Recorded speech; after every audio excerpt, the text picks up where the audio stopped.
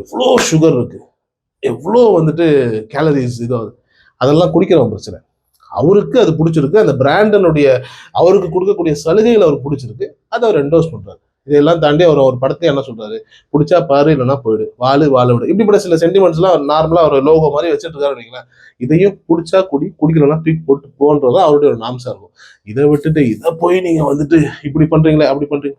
என்னை பொறுத்த வரைக்கும் அவர் ரொம்ப நேர்மையாவே இருக்காருன்னு நான் சொல்லுவேன். ஏன்னா இன்னைக்கு இருக்கக்கூடிய 99.9% நடிகர்களுக்கு எல்லா விதமான பழக்கங்களும் உண்டு. பழக்கங்கள்னு சொல்றது வந்துட்டு அது அவங்களுடைய தனிப்பட்ட விருப்பம். அது ஜூஸை குடிக்கிறதா இருக்கலாம், கேம்ப கொள்ளாவா இருக்கலாம், பெப்சி கொள்ளாவா இருக்கலாம், என்ன வேணாலும் குடிக்கலாம். எல்லாத்துக்குமே எல்லா விதமான பழக்க வழக்கங்களும் உண்டு. ஆனா மேடையில் ஏறி பேசும்போது நீங்க பாருங்களேன், என் குழந்தைக்கு கூட நான் அதெல்லாம் கொடுத்ததில்லை அப்படின்னு. அதெல்லாம் ஒரு சீனும் கிடையாது.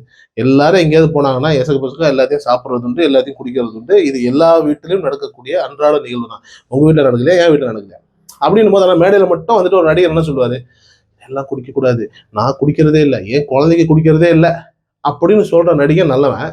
நான் குடிக்கிறேன், என் குழந்தையும் குடிக்குது, உன் இஷ்டம், குடிச்சா குடி, குடிக்காட்டிப்போ அப்படின்னு சொல்ற உண்மையா இருக்கக்கூடிய ஒரு நடிகன் அஜித்குமார் மாதிரி இருக்கிறவன் வந்து தப்பானவனா?